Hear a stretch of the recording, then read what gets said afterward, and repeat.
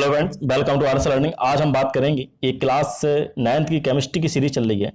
इसका ये first chapter का सेकंड पार्ट है। इससे पहले अगर आपने फर्स्ट पार्ट नहीं देखा है तो उसको आप देख लीजिएगा, आपको काफ़ी हेल्प मिलेगी। तो चलिए बात करते हैं। इससे पहले कि अगर आपको वीडियो अच्छा लगता है तो लाइक जरूर करिएगा। साथ में अगर आप चैनल पर नए हैं तो इसको सब्सक्राइब भी कर लीजिएगा, साथ में बेल आइकन भी प्रेस कर लीजिएगा, जिससे कि जो भी नोटिफिकेशंस हैं, जो भी मेरे द्वारा वीडियोज बनाए जाते हैं, आपको सारे मिलते रहें, कोई भी आपसे मिस ना हो। तो चलिए बात करते हैं सबसे पहले केमिकल इक्वेशन। तो केमिकल इक्वेशंस क्या होती हैं, इसको देखिएगा कि जो आपकी केमिकल चेंजेज हो रहे हैं, जो आपके केमिकल चेंजेस हो रहे हैं उसके लिए शॉर्ट हैंड फॉर्म होता है। क्या होता है? एक शॉर्ट हैंड फॉर्म होता है, उसको बोलते हैं केमिकल इक्वेशन। अब साथ में क्या है, केमिकल इक्वेशन है वो क्या शो करता है? जो आपके केमिकल चेंज हो रहे हैं उसके रिजल्ट को शो करता है। क्या करता है? उसके रिजल्ट को शो करता है। और साथ में इसमें क्या रहता है, इसमें रिएक्टेंट्स रहते हैं, प्रोडक्ट रहते हैं। जैसे कि आपका रिएक्टेंट और प्रोजेक्ट आपका प्रोडक्ट है, उसमें आपके अगर एलिमेंट है तो एलिमेंट आपके सिंबल से आपके रिप्रेजेंट किए जाएंगे, और आपका अगर कंपाउंड्स हैं तो वो फॉर्मूला से रिप्रेजेंट किए जाएंगे। तो इस तरह से आप समझ सकते हैं। चलिए बात करते हैं, इसको समझते हैं। जैसे कि यहाँ पर एक केमिकल जो इक्वेशन है वो दे रखी है। यहाँ पर राइट हैंड साइड लिखा हुआ है, लेफ्ट हैंड साइड लिखा है। तो देखिएगा आपका जो अमोनियम हाइड्रोक्साइड है वो रिएक्ट कर रहा है किसके साथ? HCl के साथ। Ammonium hydroxide react with the HCl, then form the ammonium chloride and the water. तो जो आपके दो प्रोडक्ट हैं उनको फॉर्म कर रहा है। साथ में आप देख रहे हैं यहाँ पे एरो लगा हुआ है। तो एरो का मतलब क्या है? जो रिएक्शन है आपकी उसकी डायरेक्शन शो कर रहा है। इस तरफ जो यील्डिंग हो रही है, यील्डिंग किसकी हो रही है? जो आपके प्रोडक्ट है उनका यील्ड हो रहा है। तो डायरेक्शन को भी शो कर रहा है। एरो आपका क्या कर रहा है? डायरेक्शन को शो कर रहा है। अब साथ में क्या है कि जो सब्सटेंस है, the substance which take part in the chemical reaction, जो सब्सटेंस है वो केमिकल रिएक्शंस में आपके पार्ट ले रहे हैं, उनको बोला जाता है रिएक्टेंट। और जो आपके सब्सटेंस है वो आपके एज ए रिजल्ट फॉर्म हो रहे हैं इन केमिकल चेंजेस में, तो वो उनको बोला जाता है प्रोडक्ट। क्या बोला जाता है? प्रोडक्ट। हो सकता है आपके रिएक्टेंट्स दो या दो से ज्यादा वो भी हो सकते हैं, और प्रोडक्ट भी आपके कई सारे हो सकते हैं, जो कि आपको प्लस साइन से क्या करना है? शो करना है। किससे करना है? कनेक्ट करना है with the help of plus sign. अब इसमें जो आपके रिएक्टेंट्स है, प्रोडक्ट हैं, कितने भी हो सकते हैं, किसी तरह से हो सकते हैं। जैसे कुछ एग्जांपल्स हैं उनको समझिएगा। यहाँ पर दे रखा है, केमिकल इक्वेशन दे रखी हैं, कुछ एग्जांपल दे रखा है। जैसे कि यहाँ पर क्या है? रिएक्टेंट एक है, और जो आपके प्रोडक्ट हैं वो तीन प्रोडक्ट फॉर्म हो रहे हैं। और साथ में यहाँ पर क्या है? दो आपके रिएक्टेंट है, प्रोडक्ट आपका एक फॉर्म हो रहा है। यहाँ पर आपके दो रिएक्टेंट्स हैं, दो प्रोडक्ट फॉर्म हो रहे हैं। यहाँ पर देखिएगा आपके जो रिएक्टेंट हैं वो दो हैं, और प्रोडक्ट आपके आपके चार प्रोडक्ट फॉर्म हो रहे हैं। तो इस तरह से जो एग्जांपल्स हैं केमिकल इक्वेशन को हम लोग समझ सकते हैं। चलिए कुछ चीज़ों की और बात करते हैं। जैसे कि आपकी केमिकल इक्वेशन दे रखी है, उससे आपको क्या इन्फॉर्मेशन मिल रही है और क्या लिमिटेशन है उसकी, क्या इन्फॉर्मेशन वो हमको नहीं मिलती है। ठीक है, मीन्स क्या है? Equation, chemical equation tell us about, मतलब किसके बारे में हमको बताता है और किसके बारे में नहीं बता सकता है ना? कौन सी चीज़ें हैं जो हमको पता चल जाती हैं और क्या हमको नहीं पता चलता है। जैसे कि बात करते हैं, एक केमिकल अगर इक्वेशन है वो दे रखी है, तो उसमें उसकी वजह से जो हमको इन्फॉर्मेशन मिलती है उसकी बात करते हैं। क्या है कि रिएक्टेंट्स या प्रोडक्ट है उनके केमिकल नेचर के बारे में पता चलता है। केमिकल नेचर मतलब कि किस तरह से उसका बॉन्ड है, स्ट्रॉन्ग या फिर हार्ड है या फिर वीक है, ये सारी चीज़ें हमको पता चलती हैं, चाहे वो रिएक्टेंट्स हो या फिर प्रोडक्ट हो। साथ में नेचर पता चलता है, और किसका? रेडिकल्स आपका क्या है? पॉजिटिव रेडिकल है या फिर नेगेटिव रेडिकल है। एलिमेंट्स के बारे में भी पता चलता है। क्लियर है? और साथ में क्या है कि डायरेक्शन भी पता चलता है। जैसे आपने देखा था एरो, इस एरो का मतलब अगर एक साइड में एरो है, मीन्स जो रिएक्शन है वो क्या हो रही है? यहाँ पर यील्डिंग हो रही है। क्या हो रही है? यहाँ पर प्रोडक्ट आपके फॉर्म हो रहे हैं, जो रिजल्ट है आपका यहाँ पर है। और आपकी जो रिएक्शन है एक डायरेक्शन में, मीन्स यहाँ आपकी प्रोसीड होगी, आगे चलेगी, मीन्स इरिवर्सिबल डायरेक्शन है, एक ही डायरेक्शन में जा रही है, ये बैक नहीं आ सकती है। और साथ में क्या है? यहाँ पर देख रहे हैं आप कि दो एरो बने, एक इस तरह से और दूसरा इस तरह से, मीन्स ये इरिवर्सिबल है, आगे भी जा सकती है और पीछे भी जा सकती है। तो इस तरह से आपका जो एरो है वो क्या शो करते हैं? Direction of the reaction. Clear हुआ? साथ में क्या पता चलता है? आपका कोई अगर मैटर है, तो मैटर मीन्स जो आपका सब्सटेंस है किस स्टेट में है, सॉलिड में है, लिक्विड में या फिर गैस में है, उस चीज़ों के बारे में भी, उन चीज़ों के बारे में भी पता चलता है कि सॉलिड है, लिक्विड या फिर गैस है आपका सब्सटेंस। कैसे? आपने कभी कभी देखा होगा, कोई अगर केमिकल आपकी जो इक्वेशंस है लिखी हुई है, तो यहाँ पर एस बना होता है इस तरह से, और या आपका जी बना होगा या फिर एल बना होगा, इस तरह से सॉलिड लिक्विड गैस इस तरह से फॉर्म होगा कि सब्सटेंस का जो प्रेजेंट है वो किस स्टेट में प्रेजेंट है ना, जो आपका मैटर है किस स्टेट में है। तो ये सारी चीज़ें हैं, ये आपकी जो इन्फॉर्मेशन है वो हमको मिलेंगी with the help of chemical equation. Clear है? नाउ अब बात करते हैं कि लिमिटेशंस हैं क्या, जो कौन कौन सी चीज़ें हैं जो हम लोगों को नहीं पता चलती हैं। ठीक है। Chemical equation does not tell us about, किस चीज़ के बारे में, अगर आपकी कंसंट्रेशन है कि रिएक्टेंट्स की और प्रोडक्ट की कितनी कंसंट्रेशन है उसके बारे में भी हमको नहीं पता चलता है। क्लियर है। और साथ में क्या स्पीड, अगर जो रिएक्शन आपकी किस स्पीड से चल रही है उस चीज़ के बारे में भी हम लोगों को पता नहीं चलता है with the help of chemical equation. और साथ में क्या, अगर कोई अगर रिएक्शन चल रही है, ड्यूरिंग द रिएक्शन बहुत सारे जो कलर हैं उनका चेंजमेंट होता रहता है, वो चेंज होते रहते हैं, तो उन चीज़ों के बारे में भी नहीं पता चलता है। क्लियर हुआ। साथ में क्या कि कोई भी केमिकल इक्वेशन अगर दे रखी है उसकी हेल्प से हम नहीं बता सकते कि जो इक्वेशन है, जो आपकी रिएक्शन है, कंप्लीट हो गई है या फिर कंप्लीट नहीं हुई है। क्लियर है। तो इन चीज़ों के बारे में भी नहीं पता चलता है कि रिएक्शंस आपकी कंप्लीट हो गई है या फिर नहीं हुई है। तो ये सारी चीज़ें हैं। अब उसके बाद नेक्स्ट पॉइंट की बात करते हैं। क्या है कि चेंजेस की वजह से जो आपकी लाइट एनर्जी है या फिर आपकी साउंड एनर्जी है, तो वो भी क्या, उनका भी एवोल्यूशन होता रहता है। तो उसकी वजह से जो आपके चेंजेस हो रहे हैं वो भी हमको नहीं पता चलते हैं। ठीक है। जैसे कि लाइट एनर्जी है या फिर साउंड एनर्जी है, उनका एवोल्यूशन हो रहा है, तो उसकी वजह से जो चेंजेज हो रहे हैं ड्यूरिंग द रिएक्शंस, उनके बारे में भी हम लोगों को नहीं पता चलता है। तो ये सारे क्या है, आपकी लिमिटेशंस हैं। ये लिमिटेशंस हैं जो कि काफ़ी इंपॉर्टेंट है, आपको याद रखना है। क्लियर हुआ है। ठीक है। Chemicals equation does not tell us about, ये हमारी क्या है, लिमिटेशंस। चलिए अब बात करते हैं जो नेक्स्ट पॉइंट है आपका, बैलेंसिंग ऑफ इक्वेशन। ये काफ़ी इंपॉर्टेंट है आपके जो हो सकता है कभी एग्जाम वगैरह होते हैं तो उनमें आ जाते हैं, तो आपको बैलेंस करना पड़ेगा कि इक्वेशन दे रखी होगी सिंपल सा, आपको बैलेंस करना पड़ेगा। आप करिए बैलेंस, बैलेंस करके बताइएगा। तो ऐसे सारी चीज़ें आ जाती हैं। तो क्या, what is the balanced equation, क्या होती है बैलेंस्ड इक्वेशन, किस तरह समझेंगे बैलेंस्ड इक्वेशन को, समझिएगा। जैसे कोई भी अगर इक्वेशन दे रखी है, कोई भी इक्वेशन दे रखी है, अगर इक्वेशन बैलेंस्ड है, हम कैसे बोलेंगे बैलेंस्ड है, तो वहाँ पर क्या होगा, जितने भी एलिमेंट्स हैं, आपके रिएक्टेंट साइड में एलिमेंट है और प्रोडक्ट साइड में एलिमेंट है, तो एलिमेंट में जितने नंबर ऑफ एटम्स हैं वो क्या होंगे, सेम होंगे। यहाँ पर भी रिएक्टेंट्स में नंबर ऑफ एटम होंगे, वो किसके इक्वल होंगे, प्रोडक्ट के एटम नंबर ऑफ एटम उसके इक्वल होंगे। क्लियर हुआ। तो वो हमारी इक्वेशन क्या होगी, बैलेंस्ड इक्वेशन होगी। तो आपको वही करना है, क्या करना है, जो नंबर ऑफ एटम है, एलिमेंट्स के जो नंबर ऑफ एटम है ऑन बोथ साइड, चाहे वो रिएक्टेंट्स के साइड हो या फिर प्रोडक्ट के साइड हो, तो दोनों को हमको क्या करना है, सेम करना है। सेम हो जाएंगे तो आपकी जो इक्वेशन है बैलेंस्ड हो जाएगी। अब इसके बाद why should an equation be balanced, तो क्यों जो इक्वेशन है, क्यों चाहिए कि हमको जो इक्वेशन बैलेंस्ड होती है। देखिएगा, इस चीज़ को समझने के पहले एक चीज़ का आप ध्यान रखिएगा कि क्या है, लॉ ऑफ कंजर्वेशन होता है। तो जो इक्वेशन हमारी बैलेंस्ड है वो किसको फॉलो करती है, लॉ ऑफ कंजर्वेशन को। क्या है कि जो बैलेंस्ड इक्वेशन है वो क्या है, law of conservation of matter पे डिपेंड करती है, फॉलो करती है। Law of conservation of matter क्या होता है, मैटर का मतलब क्या है कि लॉ ऑफ कंजर्वेशन मैटर में क्या होता है कि matter neither be create not be destroyed. कोई भी केमिकल अगर इक्वेशन दे रखी, केमिकल रिएक्शन आपको दे रखी है, उसमें क्या है कि मैटर ना तो आपका डिस्ट्रॉय हो सकता है, ना ही आपका बनाया जा सकता है। क्लियर है। मीन्स क्या है, अगर मान लो आपकी जो इक्वेशन है बैलेंस्ड नहीं है, अनबैलेंस्ड है, तो वहां पर क्या होगा, आपके यहाँ पर मान लो रिएक्टेंट दे रखा है या आपका प्रोडक्ट दे रखा है, तो यहाँ पर कुछ और एटम होंगे, यहाँ पर कुछ और एटम होंगे एलिमेंट्स के। मान लो यहाँ पर जो एटम थे 10 थे, यहाँ पर 12 हो गए, 12 हो गए, यहाँ पर 10 थे, यहाँ पर 12 हो गए। मीन्स क्या है, जो एटम इंक्रीज हो गए, इसका मतलब मैटर आपका इंक्रीज हो गया। अगर यहाँ पर मान लो 10 थे, यहाँ पर 8 हो गए, इसका मतलब क्या है, मैटर डिक्रीज हो गया। तो मैटर किस पे डिपेंड कर रहा है, एटम, क्योंकि एटम इंक्रीज हो रहा है तो मैटर इंक्रीज हो जाएगा आपका। मैटर डिक्रीज हो रहा है तो एटम, अगर आपका जो एटम है डिक्रीज हो रहा है तो मैटर क्या हो जाएगा, डिक्रीज हो जाएगा। तो इसका मतलब क्या, law of conservation of matter follow कर रहा है, नहीं कर रहा है। तो लॉ ऑफ कंजर्वेशन मैटर पे ही डिपेंड करती है आपकी जो केमिकल इक्वेशन होती है। क्लियर है। Matter neither be create not be destroyed, इसका मतलब क्या है कि एटम आपके बोथ साइड इक्वल होंगे। कोई भी आपकी केमिकल चेंज हो रहा है उसमें मैटर आपका चेंज नहीं हो सकता, एटम आपकी चेंज नहीं हो सकते, वो क्या रहेंगे, दोनों साइड सेम रहेंगे। तो यहाँ से ये चीज़ें आएंगी। अब बात करते हैं कि कैसे हम बैलेंस्ड करेंगे, हाउ एन इक्वेशन बैलेंस्ड, कैसे हम बैलेंस्ड करेंगे। तो चलिए, कोई वैसे तो इसका डेफिनेट कोई फॉर्मूला नहीं है, कोई मेथड नहीं है जिससे कि हम एक बार में देख के इनको फिर कर दें, लेकिन कुछ मेथड्स होते हैं, जैसे कि एक तो है हिट एंड ट्रायल मेथड और सेकंड है आपका पार्शियल इक्वेशन मेथड। तो इन दोनों को हम समझते हैं, आपको जो अच्छा लगे आप उसको पकड़िएगा और उससे आप इक्वेशन है उसको बैलेंस करिएगा, कर सकते हैं आप आराम से। चलिए बात करते हैं।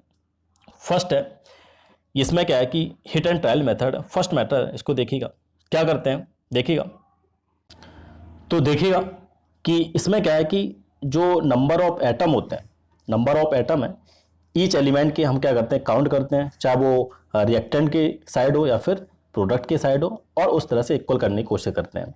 तो देखिएगा यहाँ पर दे रखा है potassium dichromate, when potassium dichromate react with the HCl then product form are KCl, chromium chloride, water and chlorine gas. तो ये सारे आपकी जो प्रोडक्ट हैं वो क्या है, फॉर्म होते हैं। ठीक है, अब इसके बाद देखिएगा, तो एक एक करके समझिएगा कि यहाँ पर आपका पोटेशियम डाइक्रोमेट अगर रिएक्ट कर रहा है किसके साथ, HCl के साथ, तो यहाँ पर आपके जो एटम है कितने हैं, पोटेशियम कितने हैं, 2 हैं, क्रोमियम के कितने हैं, 2 हैं, और ऑक्सीजन के भी 7 हैं। तो एक एक करके आप क्या करेंगे, इनको बैलेंस्ड करेंगे। ठीक है, इक्वल करेंगे। तो यहाँ पर पोटेशियम के कितने हैं, 2 हैं, यहाँ पर क्या है, यहाँ पर आप देखिएगा सिर्फ 1 है, तो आपको क्या करना है, क्या कर देना है, यहाँ पर 2 का मल्टीप्लाई कर देना है। तो यहाँ पर आप देख सकते हैं कि पोटेशियम यहाँ पे भी 2 गया, यहाँ पे भी 2 गया। इस तरह से पोटेशियम के जो एटम है वो क्या हो गए, बैलेंस्ड हो गए, इक्वल सेम हो गए। अब साथ में बात करते हैं क्रोमियम। तो क्रोमियम यहाँ पर क्या है, 2 है, लेकिन यहाँ पर भी क्या है, यहाँ पर भी आपकी यहाँ पर 1 है। तो इस तरह से आप क्या कर सकते हो, इसमें भी 2 का मल्टीप्लाई कर सकते हैं। तो जो क्रोमियम है वो क्या हो जाएंगे, वो दोनों side reactants and product side दोनों साइड इक्वल हो जाएंगे, सेम हो जाएंगे। तो दो जो आपके एटम है क्रोमियम पोटेशियम के क्या हो गए, सेम हो गए। क्लियर है। अब इसको देखिए, ध्यान से देखिएगा, देखिए एक ही एग्जांपल बताऊंगा मैं, और आपको बाकी अपने आप से करना है। जो भी डाउट है, जो भी प्रॉब्लम होती है, आप कमेंट करके आप पूछ सकते हैं, लेकिन आप इसको देखिएगा ध्यान से। तो आपने क्या किया, पोटेशियम को आपने बैलेंस कर दिया, क्रोमियम के जो एटम थे उनको बैलेंस कर दिया। अब बात करते हैं ऑक्सीजन की। ठीक है, आपको सीक्वेंस में इस तरह चलना है। तो ऑक्सीजन यहाँ पे कितने हैं, 7, और यहाँ पर कहीं आप देख रहे हैं, यहाँ पर सिर्फ 1 दे रखा है, तो आपको क्या कर देना है, यहाँ पर आपको 7 का मल्टीप्लाई कर देना। क्लियर हुआ। तो पोटेशियम, क्रोमियम, ऑक्सीजन तीनों की जो एटम है वो क्या हो गए, आपके सेम हो गए, इक्वल हो गए on both side, reactant side and the product side. अब आपको साथ में क्या करना, अब बात करते हैं HCl की। तो HCl यहाँ पर देखिए, अब जो नेक्स्ट है रिएक्टेंट उस पर चलते हैं। तो यहाँ पे क्या दे रखा है, हाइड्रोजन। हाइड्रोजन का एटम क्या है, 1 है, लेकिन यहाँ पर क्या है, यहाँ पर आपने क्या किया, 2 आपने 7 का मल्टीप्लाई कर दिया ऊपर से, और 2 पहले से थे तो 14 हो गए, यहाँ पर क्या हो गए, 14 हो गए। तो अब आपको यहाँ पर 14 है, यहाँ पर 1 है, तो यहाँ पर क्या कर देना, 14 का मल्टीप्लाई कर देना है। क्या करोगे, 14 का मल्टीप्लाई कर दोगे। क्लियर हो गया। अब यहाँ पर अब एक चीज का आप ध्यान रखिएगा, देखिएगा, आपने हाइड्रोजन के भी आपने बैलेंस कर दिए, क्रोमियम के भी कर दिए, पोटेशियम के भी, ऑक्सीजन की। अब लास्ट में बचता है आपका क्लोरीन। ठीक है, जो एटम है आपका क्लोरीन एटम बचता है। यहाँ पर आपने 14 का मल्टीप्लाई किया। क्लियर है। तो 14 तो यहाँ पर हो गए। अब यहाँ पर देखिए कितने, 2, और यहाँ पर आपने 2 का मल्टीप्लाई किया था, 3 2 6 मीन्स 2 + 6, और यहाँ पर 2 का मल्टीप्लाई किया था, तो कितने हैं आपके 6। अब इनको काउंट करिए, कितने हैं, 6 2 8 2 10 हो रहा है, लेकिन यहाँ पर 14 है। तो अब आप क्या करोगे, कैसे करोगे, बता सकते हैं आप कैसे करोगे। क्लियर है। तो ये क्या थोड़ा साफ हो गया, इसको दोबारा से मैं बता देता हूँ, 1 मिनट, जैसे मैंने बताया था यहाँ पर, एक बार मैं तुरंत बता देता हूँ। यहाँ पर आपने क्या किया था, 2 का मल्टीप्लाई किया था, यहाँ पे भी आपने किसका मल्टीप्लाई किया था, यहाँ पर आपने 7 का मल्टीप्लाई किया था, यहाँ पर आपने 2 का मल्टीप्लाई किया था, और यहाँ पर आपने कितने का, 14 का मल्टीप्लाई किया था। क्लियर है। तो अब बात किस पे थी, क्लोरीन पे थी, क्लोरीन पे थी ना। क्लोरीन कितने एटम हो रहा है, 14 हो रहे हैं, और यहाँ पर आपके कितने हो रहे हैं, 2 आपके यहाँ से आ गए, और 6 आपके यहाँ से आ गए, और 2 आपके यहाँ से आ गए, मीन्स 6 2 8 2 10 हो रहे हैं, लेकिन यहाँ पर 14 है। तो कैसे करोगे, यहाँ पर सिंगल दे रखा है क्लोरीन, आप उसमें क्या कर दो, 3 का मल्टीप्लाई कर दो, तो 3 2 6, यहाँ पर कितने हो जाएंगे, 6 हो जाएंगे। अब आप देख सकते हैं 6 6 12 2 14। तो इस तरह से जो आपकी इक्वेशन है, केमिकल इक्वेशन है, उसको आप बैलेंस कर सकते हैं बाय सीक्वेंस वाइज। पहले आपको एक एक एटम उठाना है, स्टार्ट करना है, एक एक एटम को आपको यहाँ से स्टार्ट करना है, और उठाते आप करते करते उसको सीधा कंप्लीट कर देंगे। तो ये सारी चीजें, एक एक जो एटम है आप उसको इस तरह से करते करते सॉल्व कर देंगे, और सारे जो एटम है वो क्या हो जाएंगे, सेम हो जाएंगे। क्लियर हुआ। तो ये सारी चीजें हैं। अब चलिए बात करते हैं नेक्स्ट पॉइंट की। देखिएगा कि अब अभी आपने क्या देखा था, हिट एंड ट्रायल मेथड देखा था। क्लियर है, हिट एंड ट्रायल मेथड देखा था। अब आप देखेंगे पार्शियल इक्वेशन मेथड। तो पार्शियल इक्वेशन मेथड को आप इसको एग्जांपल के हेल्प से समझिएगा कि जो हो रहा है क्या हो रहा है, इसको देखिएगा ध्यान से। क्या है कि potassium iodide and hydrogen peroxide, तो potassium iodide and hydrogen peroxide की रिएक्शन हो रही है। तो इसमें क्या है कि सबसे पहले जो हाइड्रोजन परऑक्साइड है वो क्या होता है, डिकम्पोज हो जाता है। तो डिकम्पोज होने के बाद वाटर और नेसेंट ऑक्सीजन देता है। क्या होता है कि जैसे ही जो हाइड्रोजन परऑक्साइड है इसका डिकम्पोजिशन होता है, डिकम्पोज हो जाता है। डिकम्पोज होने के बाद क्या निकलता है, वाटर एंड नेसेंट ऑक्सीजन निकलता है।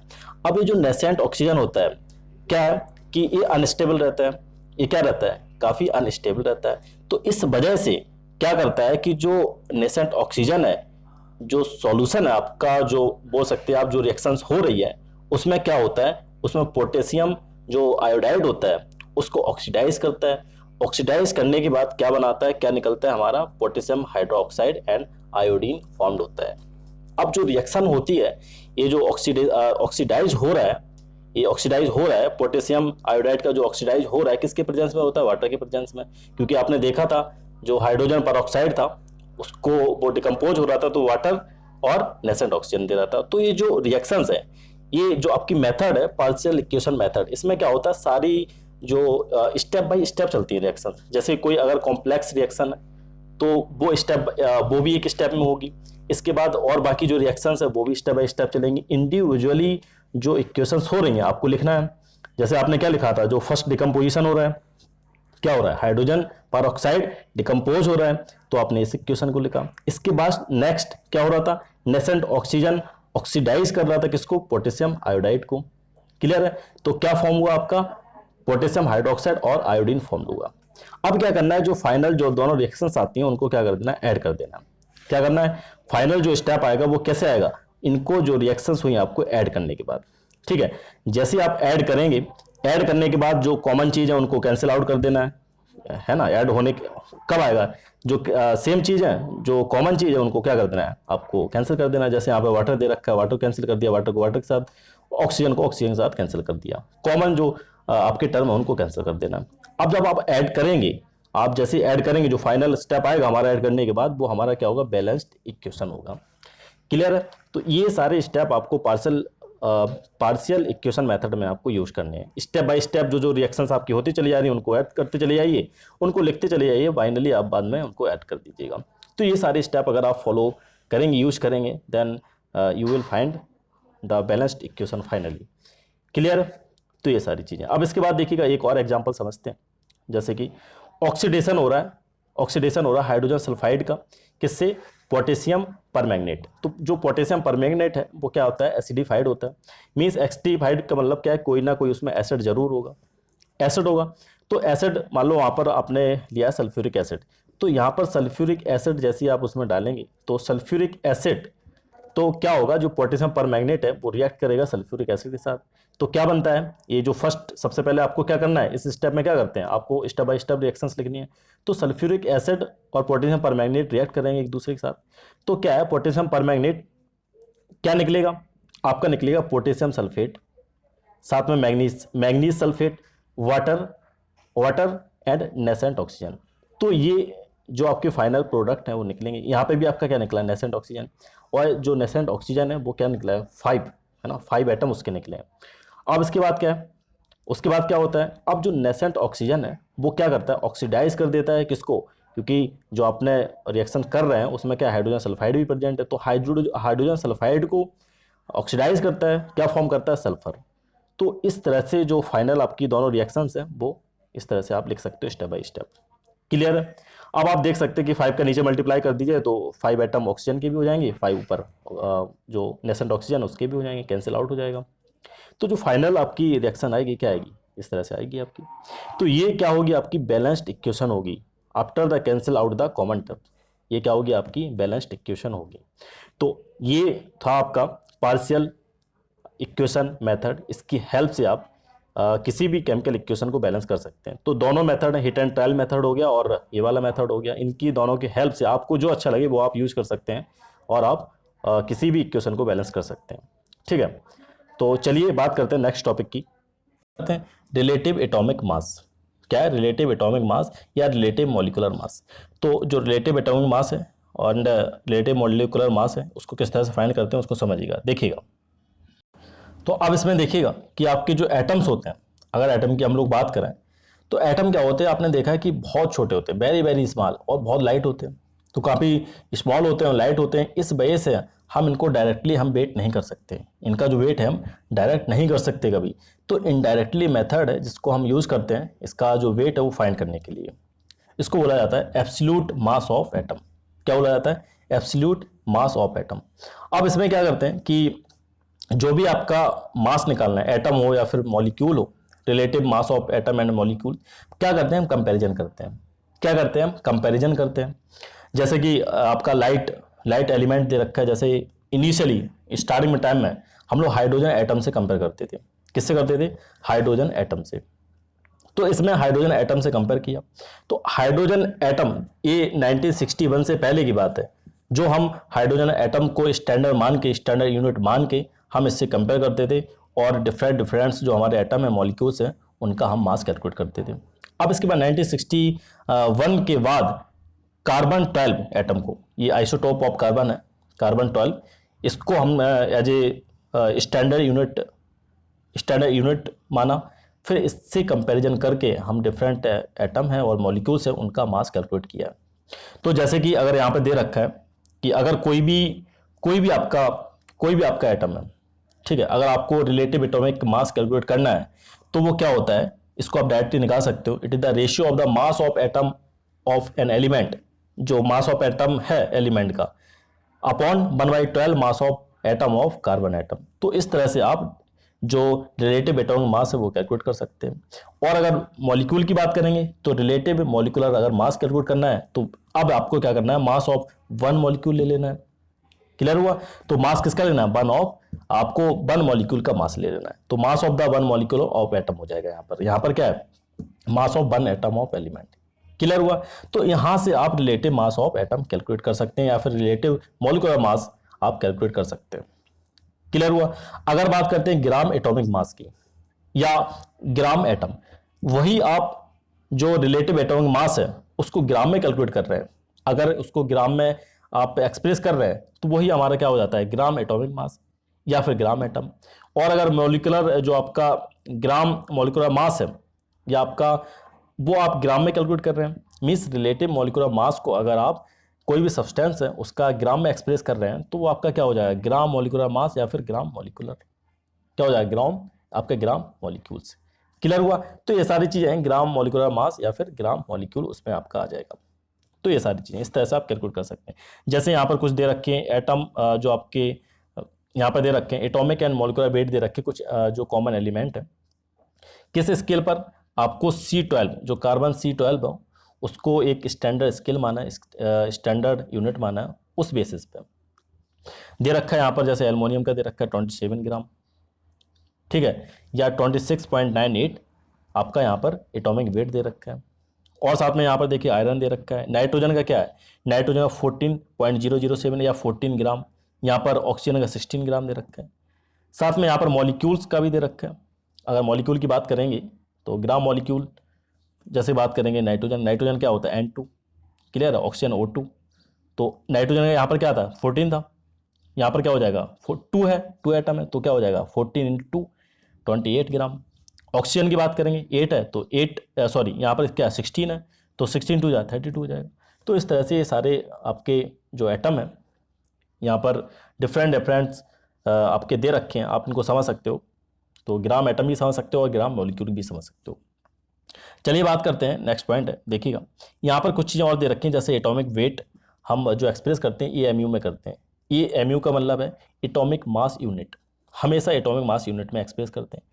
तो एटॉमिक मास यूनिट में एक्सप्रेस किया, वन एटॉमिक मास यूनिट अगर कभी कभी आ जाता है, एटॉमिक मास यूनिट अगर डिफाइन करना है कैसे करोगे, atomic mass unit is defined as the 1/12 of the mass of the carbon, mass of the carbon atom, जो एटम है आपका C12, 1/12 mass of the carbon atom of C12 जो हमारा एटम है कार्बन का, वही हमारा क्या होता है, एटॉमिक मास यूनिट। क्लियर है। साथ में क्या, जैसे अगर हम बात करते हैं एटॉमिक वेट, अगर ऑक्सीजन की बात करते हैं तो ऑक्सीजन क्या है, ऊपर आपने देखा था 16 ग्राम था यहाँ पर, लेकिन अगर हम इस तरह से बात करेंगे एटॉमिक, आप एटॉमिक मास यूनिट में अगर बात करेंगे तो क्या होगा 16 AMU। क्लियर हुआ। तो ये किस पर है, ये on the scale of the carbon, आपका जो कार्बन है, कार्बन क्या हो जाएगा, कार्बन 12 AMU हो जाएगा, क्या हो जाएगा, carbon is 12 atomic mass unit. ठीक है, तो ये सारी चीजें। अब इसके बाद बात करते हैं जो एटॉमिक वेट है आपका, एटॉमिक वेट आपका होल नंबर में नहीं होता है। क्यों नहीं होता है, कि जो नेचुरल एलिमेंट्स होते हैं हमारे, वो हमारे मिक्सर होते हैं, किसके मिक्सर होते हैं, आइसोटोप्स के, अपने खुद के आइसोटोप के मिक्सचर होते हैं जो कि कांस्टेंट प्रोपोर्शन में एग्जिस्ट करते हैं। बात करते हैं अगर हम एटॉमिक वेट की बात करेंगे तो जो नेचुरल आइसोटोप अगर बात करते हैं जैसे कि हमारा क्लोरीन है, तो क्लोरीन हमारा दो फॉर्म में, दो आइसोटोप है आपका क्या होता है, यहाँ पर दे रखा है क्लोरीन 1735 और 1737। तो जो इसका जो रेशियो है क्या आएगा, 3:1 में आएगा। अगर इस तरह से हम अगर वेट निकालेंगे इसका, अगर वेट निकालेंगे तो एवरेज वेट निकालते हैं, क्या निकालते हैं, एवरेज वेट। एवरेज वेट क्या आएगा, 35.43 AMU। इसलिए हमारा क्या होल नंबर ये नहीं होता है, एटॉमिक जो वेट होता है। क्लियर है? तो इस तरह से आप इनको समझ सकते हैं। ठीक है, ये सारी चीजें अब देखिएगा।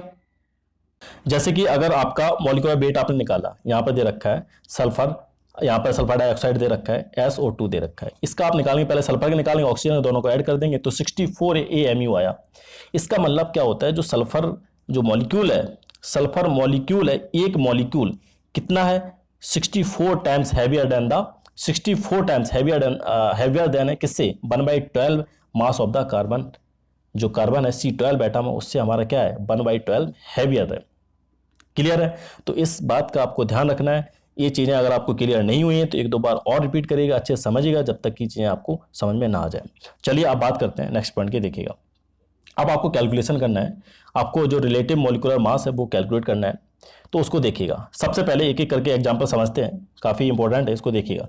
अगर रिलेटिव मास ऑफ आपको नाइट्रोजन डाइऑक्साइड निकालना है तो कैसे निकालेंगे, ये सारी चीज़ें यहाँ पर जो दे रखा है, एटॉमिक वेट है नाइट्रोजन का है या फिर आपका ऑक्सीजन का, वो नीचे दे रखा होगा। ठीक है, यहाँ पर दे रखा है, जैसे कि अगर नाइट्रोजन की बात करेंगे 14 दे रखा है और ऑक्सीजन की बात करेंगे 16 दे रखा है। तो आपको क्या करना है, पर्टिकुलर एक एक जो दे रखा है, जो एटम दे रखा है, उनको क्या कर देना है, एटॉमिक जो आपको जो एटॉमिक वेट दे रखा है पर्टिकुलर एटम है, उसको क्या कर देना है, ऐड कर देना। ऐड करके आप पूरा का पूरा जो रिलेटिव मास है वो आप कैलकुलेट कर सकते हैं। क्लियर है? जितने भी आपको वेरियस एटम दे रखे हैं मॉलिक्यूल के अंदर, उनको सबको ऐड कर देना है। इससे आप जो रिलेटिव एटॉमिक मास है मॉलिक्यूल का वो कैलकुलेट कर देंगे। देखिए एग्जांपल समझते हैं, जैसे कि यहाँ पर नाइट्रोजन दे रखा है, ऑक्सीजन दे रखा है। ऑक्सीजन कितने हैं, 2 एटम है, 2 एटम्स हैं, तो 2 का मल्टीप्लाई कर देंगे किसमें, atomic weight of 1 atom of oxygen. तो यहाँ पर जो एटॉमिक वेट है 1 एटम का कितना है, 16 है, तो 16 में 2 का मल्टीप्लाई कर देंगे। नाइट्रोजन क्या है, 14 है, इन दोनों को क्या कर देंगे, ऐड कर देंगे, 46 आ जाएगा। चलिए बात करते हैं नेक्स्ट की, देखिएगा। दे रखा है कैल्शियम, कैल्शियम सल्फेट, तो कैल्शियम सल्फेट दे रखा है, तो कैल्शियम का क्या है, कैल्शियम 40 हो गया और सल्फर का 32 हो गया, ऑक्सीजन का 16 हो गया। लेकिन ऑक्सीजन के क्या है, 4 एटम है, तो 4 का मल्टीप्लाई कर देंगे, तो 4 × 16 प्लस 32 एंड प्लस कैल्शियम कितना है, 40 है, सबको ऐड कर देंगे। इस तरह से आपका जो मॉलिक्यूलर वेट है वो कैलकुलेट हो जाएगा। चलिए बात करते हैं, अब देखिएगा रिलेटिव मॉलिक्यूलर मास निकालना किसका, सल्फ्यूरिक एसिड का। देखिएगा हाइड्रोजन क्या होता है, हाइड्रोजन का जो एटॉमिक वेट है कितना है, 1 है, लेकिन 2 एटम दे रखे हैं इसलिए 2 का मल्टीप्लाई करना पड़ेगा, 2 का मल्टीप्लाई कर दिया। सल्फर का क्या है, 32 होता है, लेकिन यहाँ पर कोई एक ही एटम है तो सल्फर 32 रख देंगे। ऑक्सीजन कितना है, 4 एटम है ऑक्सीजन की, तो 4 का मल्टीप्लाई कर देंगे। इस तरह से हम ऐड कर देंगे। बात करते हैं अमोनियम सल्फेट की, तो अमोनियम सल्फेट में क्या है, अमोनियम में क्या है, अमोनियम तो यहाँ पर देख सकते हो जो N है, नाइट्रोजन है, वो यहाँ पर 2 का मल्टीप्लाई हो रहा है, देख सकते हैं आप। तो 2 जो एटम है नाइट्रोजन में क्या हो जाएंगे, 2 हो जाएंगे, और यहाँ पर 4 का मल्टीप्लाई हो रहा है बाहर से 2 का, मीन्स 8। तो हाइड्रोजन कितने एटम हो जाएंगे, 8। तो ऑक्सीजन की सॉरी जो नाइट्रोजन 2 हो गया और जो हाइड्रोजन है वो क्या हो जाएंगे, 8 हो जाएंगे। सल्फर के कितने हैं, सल्फर का एक ही है एटम तो 32। ऑक्सीजन कितने यहाँ पर 4, तो 16 × 4। इस तरह से आप ऐड कर देंगे तो जो मॉलिक्यूलर मास है, रिलेटिव मॉलिक्यूलर मास है किसका, अमोनियम सल्फेट का, वो आप कैलकुलेट कर सकते हैं इस तरह से। अब एक प्रैक्टिस के लिए यहाँ पर दे रखा है एग्जांपल, ये आप अपने आप से करिएगा, तो ये न्यूमेरिकल है, अपने आप से करिएगा, ट्राई करिएगा और फाइनल जो आंसर है उसको आप कैलकुलेट करिएगा। चलिए बात करते हैं नेक्स्ट पॉइंट की, देखिएगा। अब ये आखिरी टॉपिक है, इसमें क्या आपको परसेंट कंपोजिशन है वो फाइंड करना है। तो डिफरेंट जो आपके एटम्स है उनके लिए फाइंड करना है। देखिएगा कोई भी कंपाउंड दे रखा है, तो जैसे कि यहाँ पर दे रखा है कार्बन डाइऑक्साइड दे रखा है, तो यहाँ पर आप देखिएगा आपको जो परसेंटेज कंपोजिशन निकालना है, कैसे निकालेंगे ध्यान समझिएगा। तो यहाँ पर आपको क्या करना है, मॉलिक्यूलर जो वेट है वो फाइंड करना है, किसका, जो कार्बन डाइऑक्साइड है उसका फाइंड करना है। तो कार्बन क्या है, 1 एटम, ऑक्सीजन कितना है, 2 एटम है, तो यहाँ से 16 हो जाएगा, ये 12 हो जाएगा। तो टोटल जो आपका मॉलिक्यूलर वेट है कार्बन डाइऑक्साइड का कितना आ गया, 44 आ गया। अब बात करते हैं कि ग्राम, अगर एटम की बात करते हैं तो 44 ग्राम है, मान लो क्या 44 ग्राम है। तो अब बात करते हैं कार्बन की, तो कार्बन क्या है 12 है, मीन्स 12 ग्राम है। तो जब परसेंटेज निकालेंगे क्या करते हैं आप, टोटल जो जैसे कार्बन है तो कार्बन क्या 12/44 इंटू 100, तो इस तरह से आप निकाल सकते हैं परसेंटेज किसका आ जाएगा, जो परसेंटेज आपका कार्बन का परसेंटेज आ जाएगा किसमें, कार्बन डाइऑक्साइड में। ऐसे ही अगर आपको ऑक्सीजन का निकालना है तो ऑक्सीजन कैसे निकालेंगे, ऑक्सीजन कितना है 32 है, ऑक्सीजन क्या है 16 इंटू 2 32 है, तो 32/44 इंटू 100, तो ये किसका आ जाएगा, ऑक्सीजन का परसेंटेज आ जाएगा इन द कार्बन डाइऑक्साइड में। क्लियर हुआ। तो ये सारी चीज़ें आपको बार बार समझना है जब तक कि समझ में ना आ जाए। अब बात करते हैं नेक्स्ट की, देखिएगा आखिरी एग्जाम्पल, इसको देखिएगा। इसमें क्या है कि परसेंटेज कंपोजिशन फाइंड करना है। तो क्या दे रखा है आपका, सोडियम हाइड्रोक्साइड दे रखा है। तो सोडियम का क्या है एक एटम है, तो सोडियम क्या है 23 है। ऑक्सीजन का भी एक एटम है 16 हो गया, हाइड्रोजन का भी क्या है एक एटम है। तो इस तरह से जो मोलिकुलर वेट है सोडियम हाइड्रोक्साइड का वो आप कैलकुलेट कर लेंगे, क्या आएगा, सबको ऐड करने के बाद 40 आया, 40 आया। अब इसके बाद आपको सोडियम का परसेंटेज अगर फाइंड करना है तो टोटल 100 मानेंगे, जैसे कि यहाँ पर 40 ग्राम आ जाएगा। तो सोडियम कितना है 23 है, तो सोडियम का निकाल लेंगे 23/40 इंटू 100, इस तरह से आप परसेंटेज निकाल लेंगे सोडियम का।